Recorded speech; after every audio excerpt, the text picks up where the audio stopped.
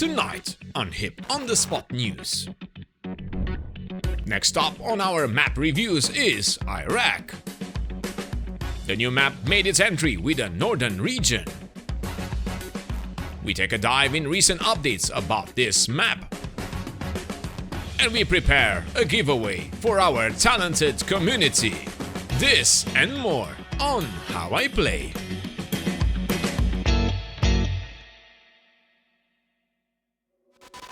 This video is sponsored by Fox3 Managed Solutions. Hello virtual pilots, I'm Andre Celesti and tonight we are going to talk about the latest news in DCS World. The Iraq map launch in early access came as a surprise to most of us here at How I Play. As I was busy working on a special interview, more about that later, the new map launched on the 11th of December with a small update that had a few fixes, some for core DCS like the Resource Manager and the VR controllers, and some for modules like the Chinook with its engine operation, Super Carrier flares, and the Mirage F1. Sadly, the update brought some issues with bombs on pylons, especially for the C-101, but it will be fixed within the next update. In the last few days, DCS also had a maintenance check for the master server infrastructure. But the main topic of our today's show is the new Iraq map, featuring the North region having the same purchase module like the Afghanistan map. id updated their FAQ for this map, and today let's dive in and see what has changed, and also what to expect from the development of this early access region. Later, we will provide an ample review and first impression of this map, like we did with all the previous content launched and updated in DCS World. So as always, remember to subscribe to keep in touch with everything. So what does Iraq has to offer? Well, the region is quite diverse, especially in the northern side, with large mountains, vibrant cities, and yes, vast desert areas. It is, after all, a desert map. But as we found out, it will have access to the seaside. Nice! As for history, the map covers areas involved in some of the largest military events of the past 25 years. It features highly detailed cities and locations with over 30 meticulously modeled air bases and the use of high-resolution satellite imagery with special attention being given to detailing terrain textures including rivers, roads, vegetation, rocks, ground clutter, and geological formations. The map presents a modern representation of Iraq and has been developed to offer a gameplay that spans the many eras of combat in the region. id also listened to your feedback and decided to add more airfields to this map, and that is a good thing.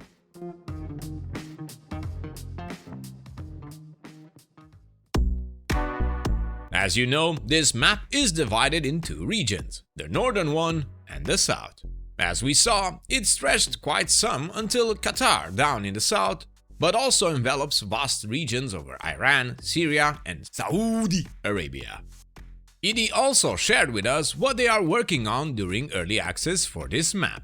As we know, the handcrafted terrain around the airfields and points of interest is getting enhanced as development continues, with more unique models that are specific to the region, additions of new areas and sites, from oil processing plants, power infrastructure to hospitals, and so on. They are also working on improving the road network, including bridges and waterways.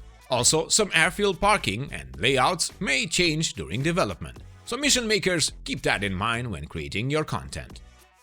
To top it off, id has implemented a new draw distance to objects and LODs.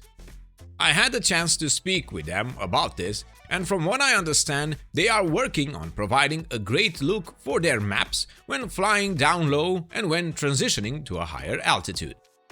For example, with Iraq, currently there is an area between 750 feet and 2500 for this transition, meaning if you fly below 750, the ground clutter hides the lower resolution ground textures compared to hand-draw art. Above 2500 feet, you will also find a more realistic looking map, more crisp and with high detail compared to other maps that look more artificial when flying at high altitude.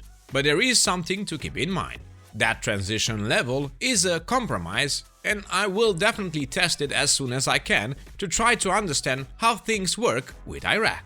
No doubt you will want to check it out too. And from what I've seen until so far from our team here at How I Play, it's a good balance to offer a better look at both altitudes. This is of course a work in progress aspect of this early access map.